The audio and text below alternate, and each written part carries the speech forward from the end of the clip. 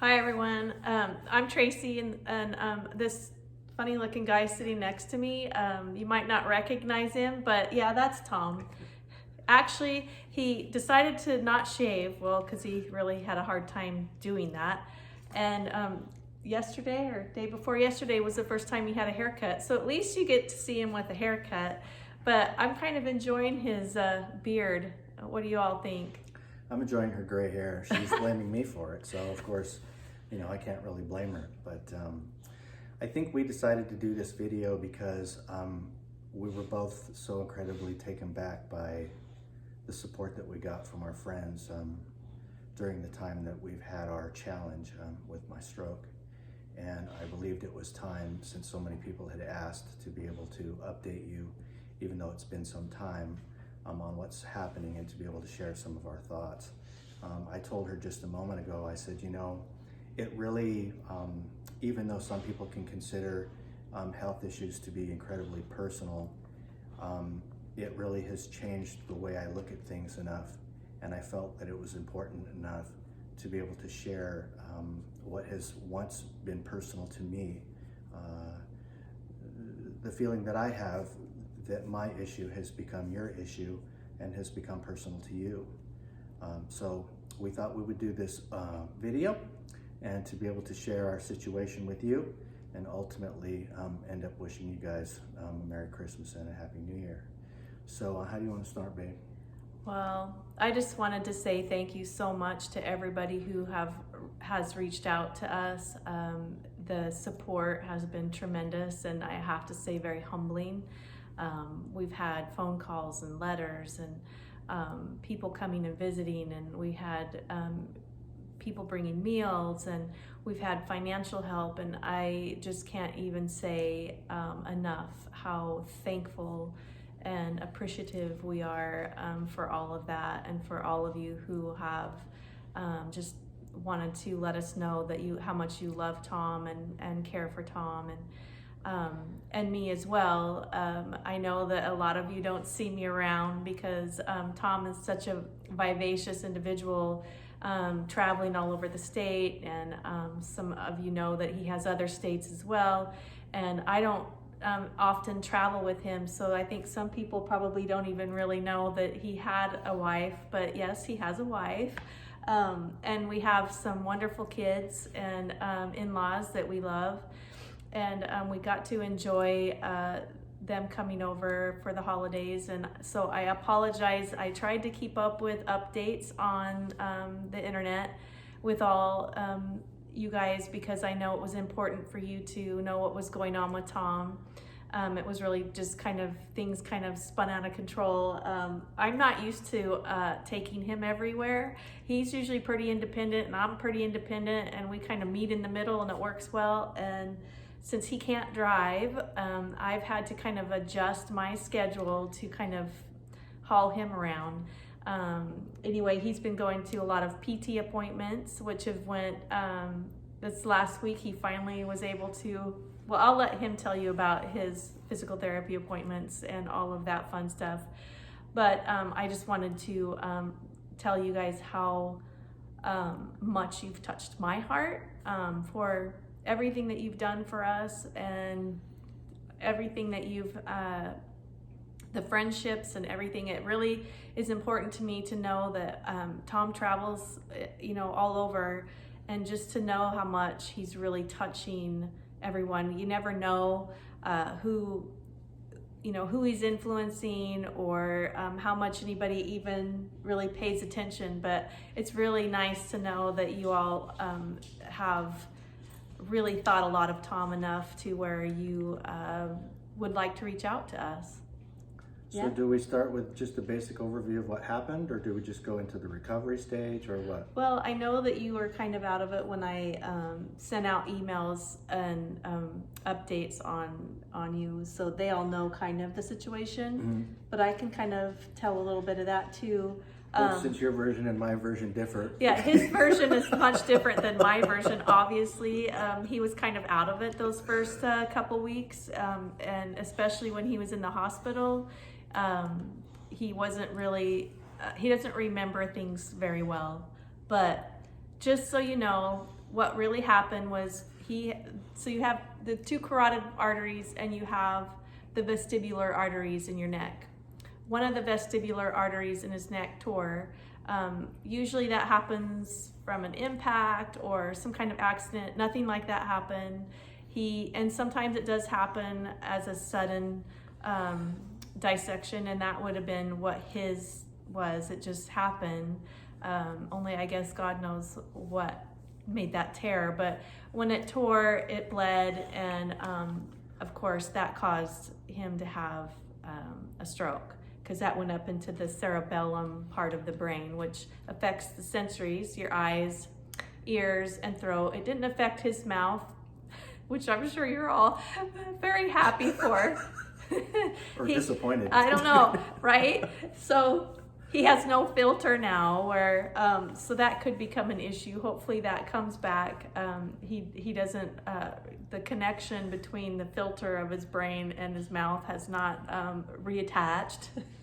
Yeah. Sorry, but A little more volatile than I was, if you can believe that. So his ears and his eyes are still very sensitive. So, and his equilibrium is off. So he stumbles around a little bit. Like I'm drunk? A little bit, yeah. Like I'm drunk, yeah. At least he's not using the walker, and I'm not having to help him walk and stuff now. But he's still not able to drive. No. I drove some 6 people might miles. think that's okay, though. I drove home 6 miles the other day. He drove 6 miles on the back country roads that we live on. No traffic or anything like that, just to see how he felt. He did pretty good. Yeah. You didn't holler at any cars or anything. Obviously, there was no no cars DUI. around. He didn't get pulled over, so that's a good thing. Yeah. Yeah. So. Well, there's a lot that's changed. I mean, obviously, it's been a learning experience for me. It's been a learning experience for our family, and there was a learning experience politically as well, as far as how things are happening. I know I feel like I'm on fire. I got candles back there, but from the time that I ended up, my version of the hospital visit with my doctor that looked more like the crypt keeper from Tales from the Crypt, didn't look to be more than 30 years old, and yet he was wearing 3 masks. The one thing that I did notice was that our healthcare system was really a disappointment on so many levels.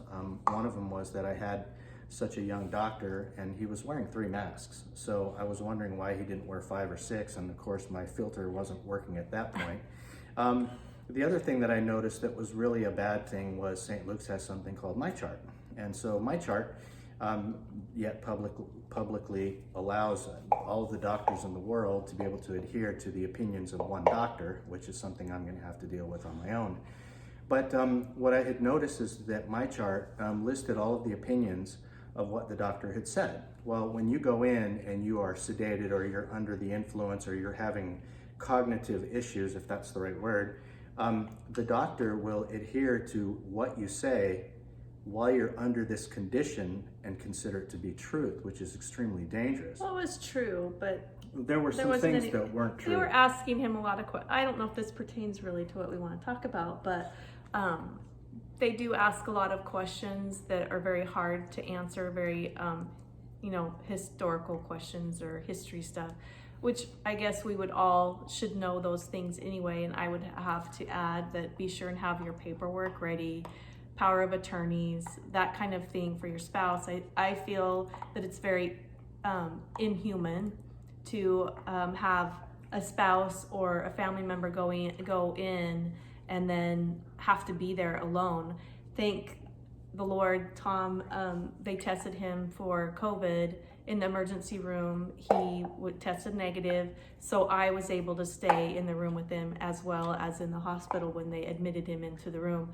I can't imagine what that would have been like without you there, because you had to be my spokesperson. Right, he was I was in no condition of of saying what I needed to say, especially when I didn't even know that the opinion of one doctor was going to become truth. There was and I didn't mean to make this about politics. I was just letting you know some of the differences that I'd seen. the other example is that they had said that I was in a car accident, in a car accident that somehow it was attributed to my stroke. So the records, you have to be sure and check your records. Obviously, when you get your bills, check all of that stuff. So that's just kind of something we're learning, and a lot of you probably already know that. Well, Tom and I are very healthy, have been very healthy, have never really been in the hospital or sick or anything like that. So this has definitely had a learning curve, and of course, Tom did it in style to kind of put us in that learning curve. What else is there? Right?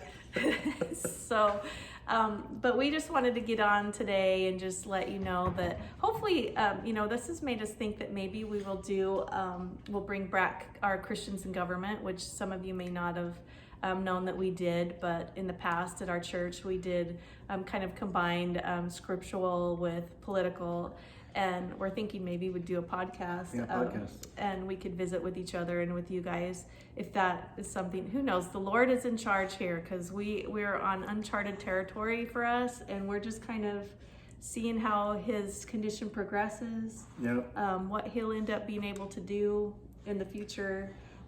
The dog loves having him at home. She's so spoiled now because she doesn't have to be kenneled when we're gone. She loves it. So this is our boxer, Zoe. She loves. You can't really see her very good, but yeah.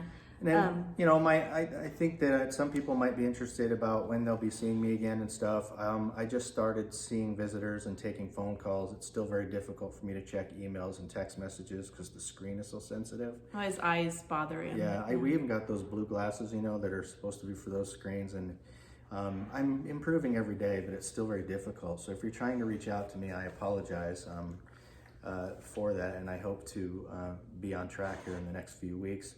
If the good Lord allows. But my target plan is to at least spend some time in the office and start working on January 1st. And if I start driving before then, going back to the gym and things, I'll be excited about that.